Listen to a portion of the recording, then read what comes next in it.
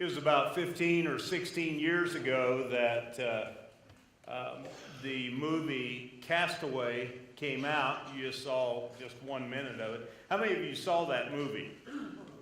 Okay, yeah, good number of people in here saw that. It was a good movie. And part of what you saw represented there, for those of you that especially didn't see the movie, was that this guy that the character Tom Hanks played, because of a plane crash out at sea, he ended up being stranded on this island for a lengthy period of time. It was 4 years. And anyway, during that time, it's, anybody's guess what happens with a person's mind and everything when you're in isolation, basically, from any other human being for that length of time. He ends up developing this relationship with Wilson, and Wilson is the volleyball that you saw there with the blood print, handprint on the front side of it. It's something that, in all honesty, none of us can relate to. And I know that's not based on a true story and all, but that idea of going that span of time without any other human contact. I mean, odds are, in this room, the longest that any of us in here go is maybe 4 or 5 days, if even that, right? Is that fair to say? I mean, usually we've got contact with other people more frequently than that. Yeah, it reminds me of a television show that I watch once in a while. It's on the National Geographic Channel. It's called Life Below Zero. And this is all about some individuals that live right up around the Arctic Circle, up in that area. And they intentionally choose to live there. And a couple of them are paired up, husband and wife. But some of them, like this woman, she's all by herself. And they're hundreds of miles apart from one another. And they choose that, and they enjoy that, living in that kind of isolation. Well, that's more of the exception than the rule. And I think we would all agree with that. The closest I've ever come to not having contact is maybe on a couple of my week-long motorcycle rides, and I try to be intentional when I'm doing that solo, is just try not to have contact as much as possible. But there's always people real close, I can go a few days in a row where at the most I only say 5 sentences a day, just the bare essentials. I'll take fries with that, that sort of a thing, and how much is a room, and just a few things like that. And I actually enjoy those opportunities, but as a general rule, to do that, I don't know. I have a hard time imagining that I would like it, the way she, likes to live her life. And there's a reason for that. We are social beings. It's part of how God wired us up. One of the statements that God made early on in the Bible, it's Genesis chapter 2, verse 18. God said this: "It is not good for the man to be alone." And I know what the rest of that verse says. He's going to make a helpmate for her and all of this. And so normally we never read that sentence in isolation, because we immediately go into he created Eve, and then the whole human race came into existence. But what I want you to do is, kind of with tunnel vision, just look at the statement for what it says. What is God communicating there? He created Adam. We don't know how long of a stretch of time played out before he created Eve. I mean, was it hours? Was it days? Could it have been months? It could have been, because we're not told. Scripture doesn't give us any insight in that. I mean, we know certainly there was enough time for Adam to name all the animals and, stuff like that to happen. So it wasn't a matter of minutes or even hours. It was longer than that, but we really don't know. But when God looked at it, his assessment of the situation when he looked at Adam, and Adam was the only human being that existed, he said this: "It is not good for the man to be alone." God, if anyone knows how human beings are wired up, God knows. He's the one that put us together. And that's why he makes that statement. And there's all kinds of examples that illustrate the reality of how true that statement really is. For example, you think about solitary confinement. You think about it in our prison system. You know, people that get put in solitary confinement, they're put in this, and I don't know what the dimensions are, but it's small, room for 23 hours a day. And 1 hour a day, maybe they can get out into this other room where they see a little bit of sky up above, but they're still by themselves out there. So it's extreme minimal contact. You know, a prison guard, and that's about it, that they see a couple of times, but not much more than that. Solitary confinement. It's what sometimes is referred to as a prison within a prison. It goes beyond just being a matter of incarceration. Studies of the psychological effects of this kind of isolation date back over 150 years ago. It was back in the 1860s that some of the staff in prisons were noticing that some of the prisoners who were in solitary confinement, they, after a period of time, they were beginning to demonstrate various forms of mental illness. And so that's when, back in the 1860s, that's when studies started here in this country in regards to that. Or you think about space travel. This is an actual picture of a scene in Hawaii. I don't know if you know this or not, but there are 6 people that are living in that dome. And, you know, it looks like it's in the distance, and, you know, maybe your imagination is saying, well, that's a big dome. And it's not a big dome. I don't remember the dimensions. I think it's like 30 feet across, diameter-wise. So it's a small thing, and 6 people are living in it, and they're living in it for an entire year. And they're not done yet. It goes through the end of August or early September or so. 6 people living in that confined amount of space. And the only time they can ever go out of the dome is if they're wearing a spacesuit. And they can only go out temporarily, and then they got to go back in again. What's the purpose behind that? Well, this is all some of the advanced study and preparation to what they're hoping in 2 or 3 years will include a manned space flight to Mars. But they know the psychological side of all of that is it's going to take a mental toll on people. And so they're trying to get a better understanding. See, just another illustration of the fact that it's not good for man to be alone. Life, for us, it's more than just a matter of survival. It's more than just having a place to sleep and having food to fill our bellies with. Life consists of more than that. And life certainly consists of more than possessions. I mean, Jesus spelled that out real quick. Life is not measured by how much you own, Luke chapter 12. Life is a matter of relationships. That really is what life is all about. If you spend any time at all in the Bible, you know that to be the case. And if you doubt that, then I would just ask, what are the 2 greatest commands of all the commands in the Bible? What are the 2 greatest commands? Well, you know what they are. Love the Lord your God with all of your heart, soul, mind, and strength. And number 2, love your neighbor as yourself. Relationships. It's all about relationships. That's what life is all about, according to what the Bible is talking about. But therein is the challenge, because, as you well know, relationships can be interesting. There's a whole set of dynamics that can come into play, whether it be in regards to you relating to me and me relating to you, or you relating to you and back and forth, or it be a matter of you relating to that problematic brother-in-law that you've got in your family, or you relating to your boss. One of the reasons you enjoy the weekend so much, perhaps, but you dread Sunday night so much, because you know you're right on the brink of going back to work. Yeah, I mean, there's some dynamics there that make things a challenge. It's not always easy. And so that's why we are starting a short 3-part series, beginning it today, talking about relationships.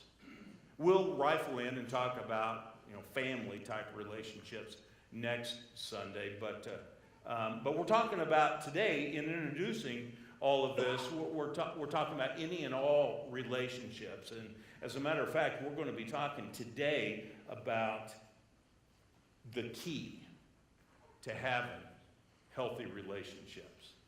And this is one of those messages that there's really only one point to today's message. I know the outline looks more than that, but I figured I had to put something on there, that made it look longer. So we mainly got one point. So if you walk out of here without anything, then that means you missed the one point that we're really looking at today. We're talking about the key to unlocking the potential in our relationships. And I don't think I'm overstating it, what it is we're talking about here today. It will unlock the potential in our relationship, in all relationships. Jesus boiled it all down to one verse. It's so basic, yet so effective, that it can start improving most all of your relationships overnight. That sounds like, whoa, you're overselling this. I don't think so. I think it is that effective. That you start consciously making an effort to do what this verse says, and you will see the relationships in your home, on an upswing, improve. You'll see your relationships at work and with your neighbors benefited as a result. Here it is. It's in the final chapter of Jesus' Sermon on the Mount. Matthew chapter 7, verse 12. Jesus said this, "So in everything, do to others what you would have them do to you. For this sums up the law and the prophets." Now, when you think of the Old Testament, what do you have? You have the law and the prophets, right? And that was Scripture at that time. The New Testament hadn't been written yet.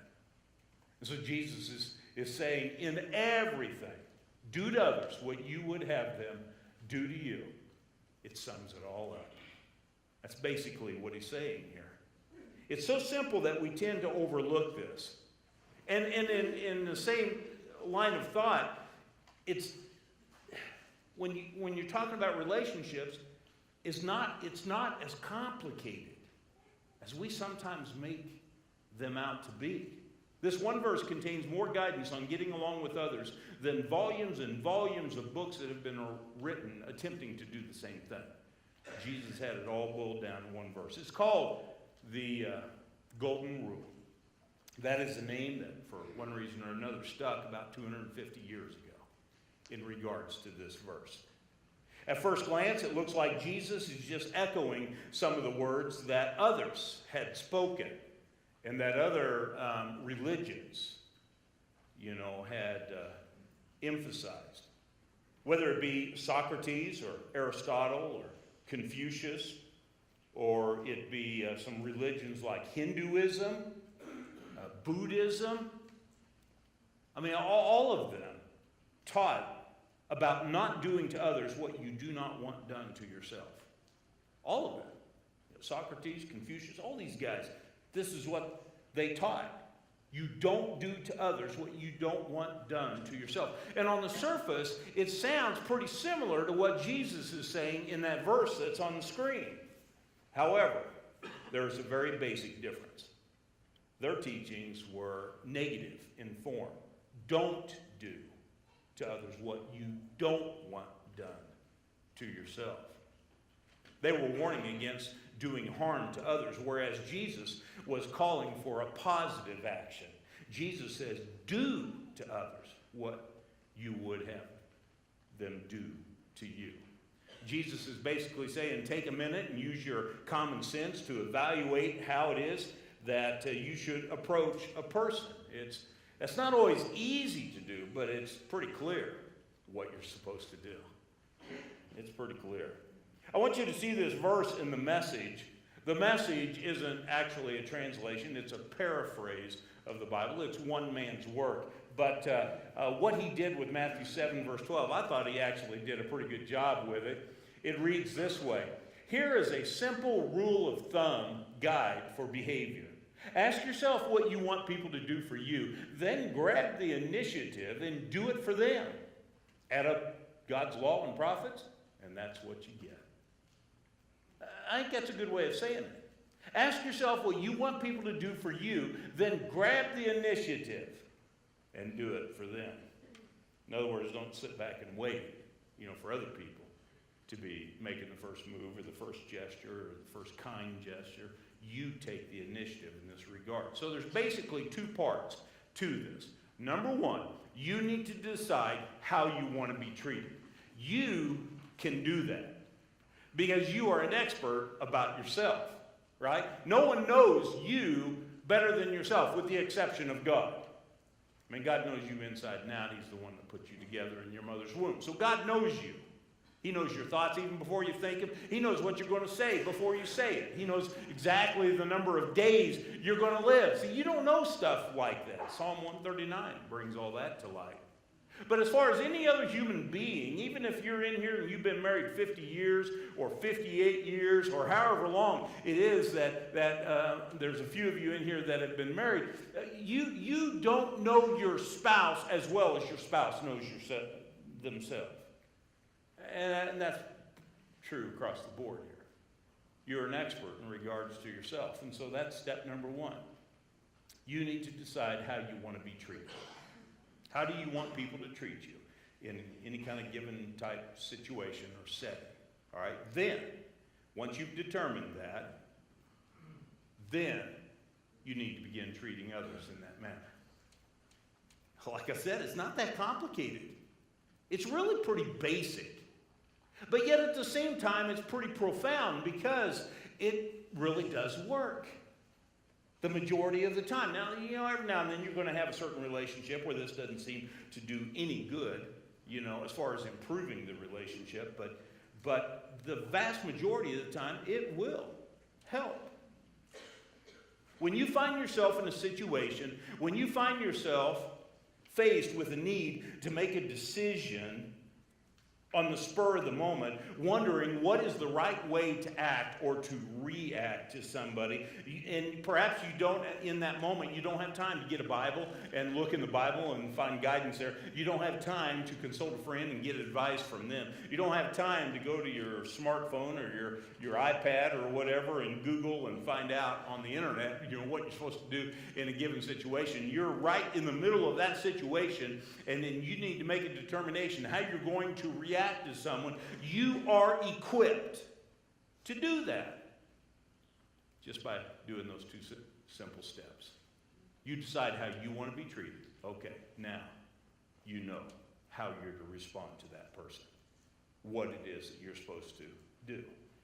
Whether it's a sticky situation with a coworker that arises tomorrow morning when you hardly get your feet on the floor as far as the new week is concerned, or whether it's a chance meeting with a total stranger, or maybe even a sudden tragedy with a lifelong friend this friend is experiencing that's come into their life.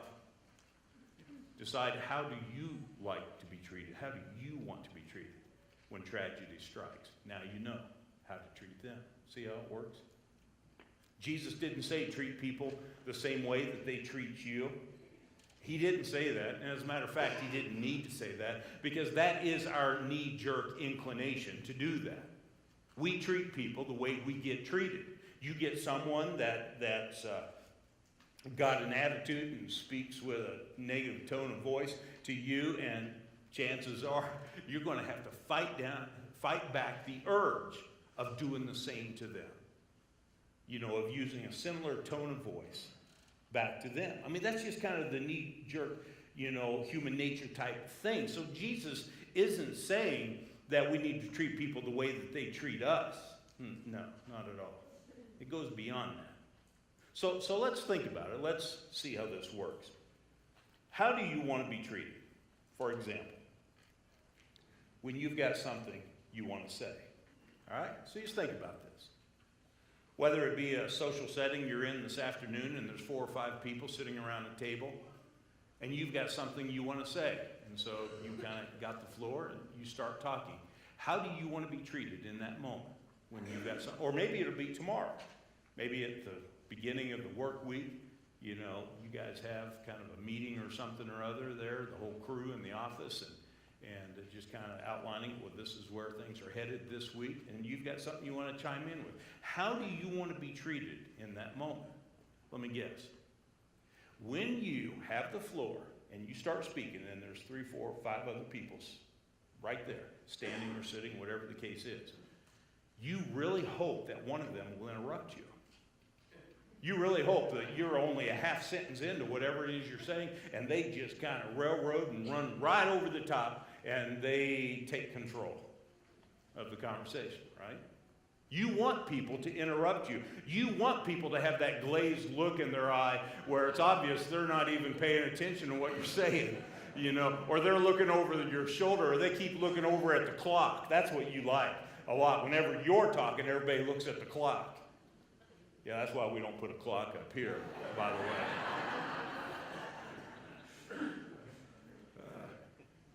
We got this magnetic thing that runs interference with all your watches, you know, and so, no. Really, is that how you want to be treated? Do you want to be interrupted? Do you want people to have that glazed over look in their eye? Obviously not. When you've got something that you want to say, whether it's a casual setting, whether it's a work-related setting, you want people to hear you out. You want people to listen to whatever it is that you're saying, and you want some eye contact there. Maybe you don't expect them to stare at you the whole time, but you want their undivided attention, and you want on their part to be some attempt of understanding what it is that you're saying. Would you agree with that? Okay, now you know what to do. When you find yourself in a situation with a group of 5 people today and someone else starts talking, now you know what to do. See, it's not that complicated to understand the insight that Jesus has given here. How about another example? When you've messed up. Okay. Now I know there's a couple people sitting right down here that say they never mess up. But for everyone else in here, yeah, we all mess up sooner or later, right? I mean, I even one time thought I messed up and then realized I hadn't. And so that was my mess up. But we all mess up sooner or later. Okay, so when you mess up, you know, you do something in a way that you shouldn't have done it, and you should have known better. How do you want people to respond to that? How do you want people to react? Well, you want someone to sit there and say, okay, that's the 4th time in the last 30 days you've done that. You always like to have someone there keeping score, right? Reminding you of the other times that you did something like that. Or how about this? When you mess up, you always love it when there's someone that will do this, that they'll quickly get on Facebook and they'll put it out there that, oh, you won't believe what so-and-so just did.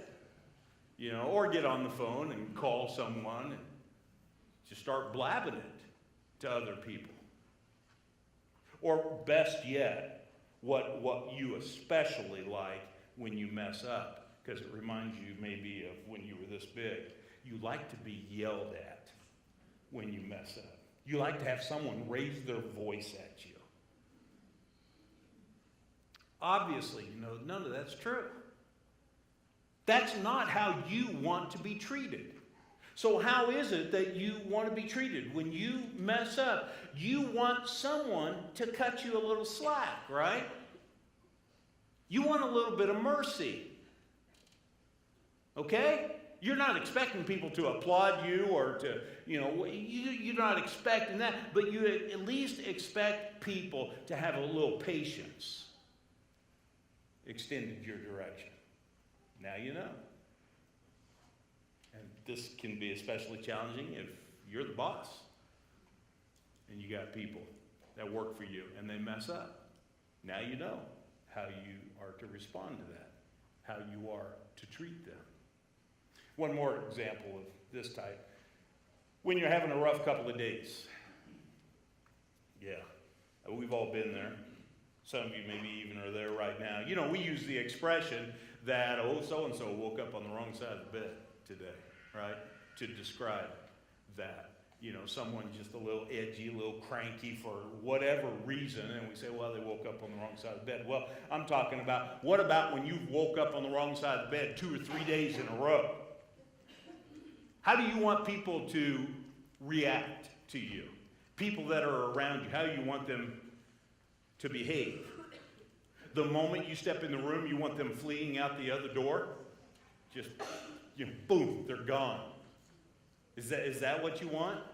Or do you want these sweeping generalizations, you know, being made, saying, why are you always like this? You're cranky and complaining about everything. You always do this. Is that the sort of thing that will help you, you know, when you've had a couple of rough days? No. No, instead, you want someone that's going to try to be understanding, right?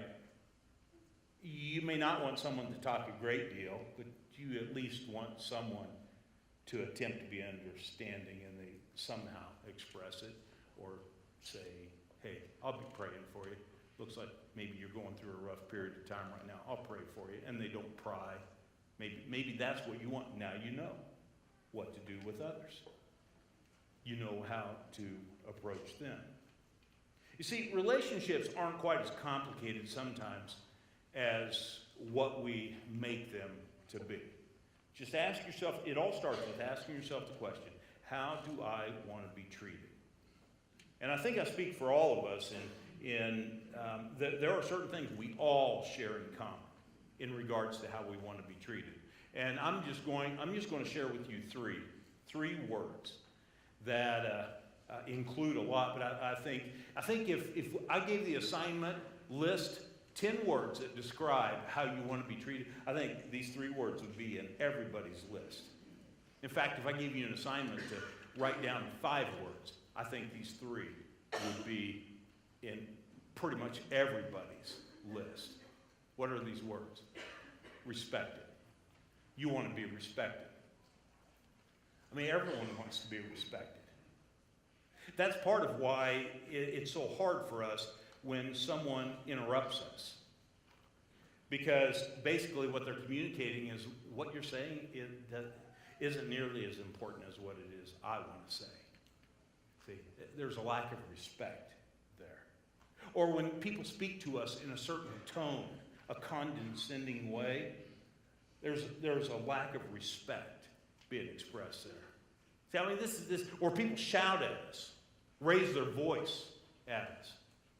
You see, all of those are demonstrations of a lack of respect. And I don't know about you, but if I ever feel like I'm being disrespected, usually I'll just shut down and I won't even try.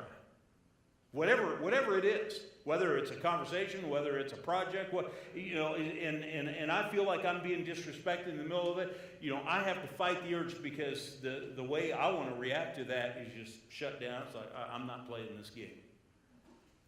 And I think a lot of people are like that. It's part of human nature. Now, some people, they'll lash out and all this, and I don't tend to generally do that as much. I just do the shutting down sort of thing. But it's important to be respected, and I think all of us in here, have that as a very basic need. It's an important need that we have. And we may talk more about that next week as we talk about husbands and wives. Here's another word, valued. We all want to be valued. Now, we don't necessarily want to be treated like we're the most important person in the room. It's not like the majority of us really expect that. But we do want to be noticed that we're in the room. We want to be valued enough that people recognize us and they care. They don't have to direct all of their attention for a long period of time or something to us, but it's a very basic human need to feel valued. You know, when I think about Jesus and I think about the things that we read about him in the Gospels, and you see this time after time after time. For example, outside of the city of Samaria, when they were traveling on their way of going to the the Sea of Galilee, they were tired, and Jesus sat down at the well while the disciples all went in town to try to find some food. And while Jesus was sitting there at the well, a woman came to draw water. She was a Samaritan woman, and there was no love lost between Samaritans and Jewish people back in that time. But yet Jesus initiated a conversation with her, which kind of took her back. She was surprised by that. Later, when the disciples came and they saw Jesus talking to her, they were just like, what's going on here? But you see, it was very basic.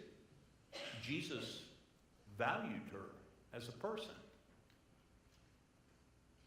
What about when Jesus was traveling with a large group of people from point A to point B, and there were just lots of people lining the path, and then there were these two blind men sitting alongside the road, blind beggars, and they heard that it was Jesus that was approaching, and they started shouting out, trying to get his attention. And what was it that people in the crowd did? They basically told them to shut up. Don't bother the teacher. You see, there was a lack of value being extended their direction by many in the crowd. But yet, what did Jesus do? He stopped whatever he was doing. He kind of delayed wherever he was going. And he went over to them and gave them his undivided attention. He valued them. What about when little children were coming to Jesus? What did the disciples do? They basically tried to run interference. You know, they basically tried to tell the kids, shoo, get out of here. But yeah, what did Jesus do? He reprimanded them, right? His disciples. And he said, don't prevent the little children from coming to me, for such is the kingdom of heaven, belongs to them. And Jesus gave them his attention. You see, that was a characteristic that Jesus had. He valued people in his day-to-day life. It's a very basic need that we have, and obviously, as the Creator, he knew that. Here's another word, forgiven. I think all three of these, in one form or another, would make our top 5 list of basic needs. We want to be forgiven. When we mess up, when we speak out of turn, when we say something we shouldn't, when we overreact and do something we shouldn't do, or just blow off and don't do something that we should have done, and someone ends up being hurt, as a result of it all, we want to be forgiven for that. We want people to cut us a little bit of slack. Yeah. That's a basic need that all of us have. And so these 3 ought to characterize our interactions with people in our homes, in our workplaces, in our neighborhoods, even total strangers. We respect, we value, and we cut them some slack. We're willing to forgive them. There's a verse that is found in Paul's second letter to Timothy. Timothy was a young preacher, and he starts it out, and the passage contains a lot of material, but I just want you to see the way that he initiates what he's getting ready to say. 2 Timothy chapter 3, verse 2, Paul says, as the end approaches, people are going to be self-absorbed. There's a whole lot more that he says about that, but my attention is drawn to that, especially in regards to what it is that we're talking about here today.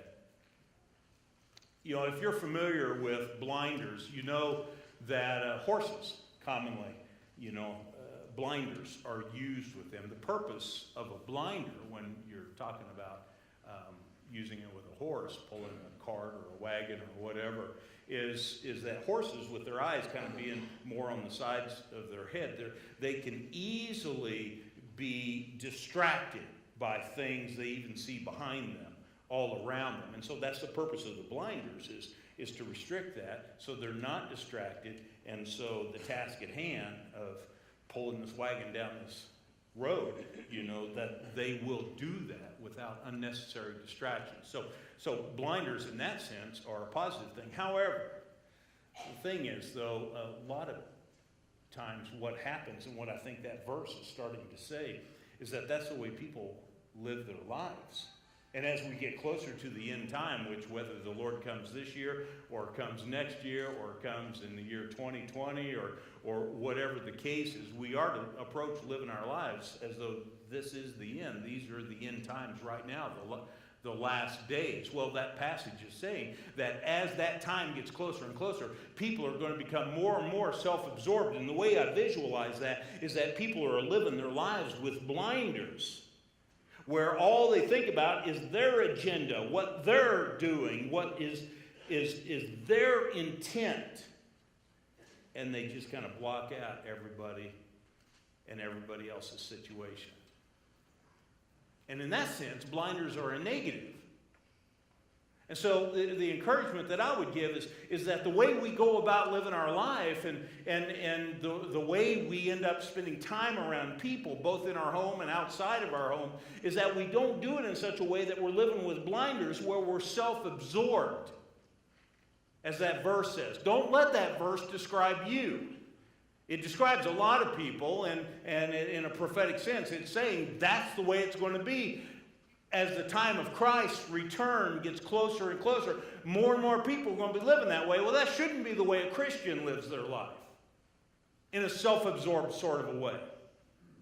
I like the way Henry Wadsworth Longfellow said it. Over 100 years ago, he made this statement: every man has his secret sorrows, which the world knows not. And oftentimes we call a man cold when he is only sad. I want you to think about that for a moment in regards to your coworkers, in regards to some of your associates or your friends or your neighbors. Every man has his secret sorrows, which the world knows not, and that includes you. You don't know. You don't always know what's on someone's plate, what has been happening or is presently happening in someone's life. And then he went on, Henry Wadsworth Longfellow said this: oftentimes we call a man cold, meaning we jump to the conclusion of, the guy's got an attitude, he's just a self-centered guy, or he's just a grouchy old man, or whatever. I mean, we come to these conclusions, these sweeping conclusions in our mind. But he goes on and says, oftentimes we call him a cold man, a man with an attitude, when in reality, he's just sad. Again, we kind of come back to that area of we need to be willing to cut people a little bit of slack. When someone is particularly rude to you or distant to you, take a minute to consider what might be contributing as an underlying cause for the way they are. You see, everyone struggles at times. You're not the only one that struggles. Everyone in your workplace, everyone in your family. Sometimes you'll know what they're struggling with. Other times, for whatever reason, they're not going to let you in. They're not going to let anyone in to know why they're struggling. But the reality is it happens. So, main point. I told you you're going away with one main point today. Jesus said it here. It's your memory verse today. In everything, do to others what you would have them do to you. For this sums up the law and the prophets. And I'll throw another verse on here, and I included it on your outline, because I think it's a first cousin to that verse. It's Philippians chapter 2, verse 4. Everyone should look out not only for his own interests, but also for the interests of others. I think those two concepts, those two verses, there is a connection between them. And that connection describes how you and I, as followers of Christ, are to go about approaching living our lives. Okay?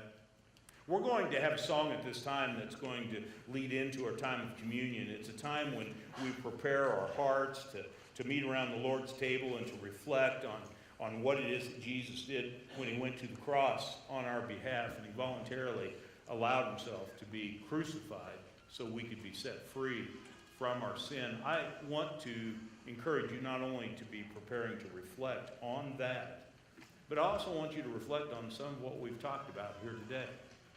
Very basic stuff, but yet it will start making an immediate impact in your life if you, in a conscientious way, try to live your life and approach your relationships like this. Let's pray.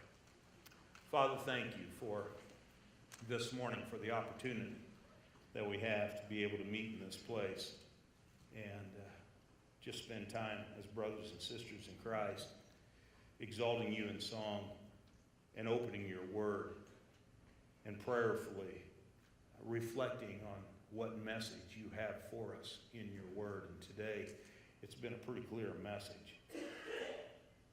Sometimes our knee-jerk reaction and feeling toward people, especially when we feel hurt, is not to do this, but rather it's to lash out in like kind. But Father, I pray that we'll be bigger than that. We'll be more Christ-like than that. And that we'll actually put into practice what it is that Jesus taught us to do in our relationships. Thank you for the fact that Jesus, when he came into this world, he didn't come here with blinders on, where he was just focused on himself and what he wanted in his comforts and all of this, but rather instead he was very attentive to the needs of people all around him, and especially our ultimate need of forgiveness. Today, Father, we celebrate that as we are reminded of the sacrifice of Jesus on our behalf. It's in Christ's name I pray. Amen.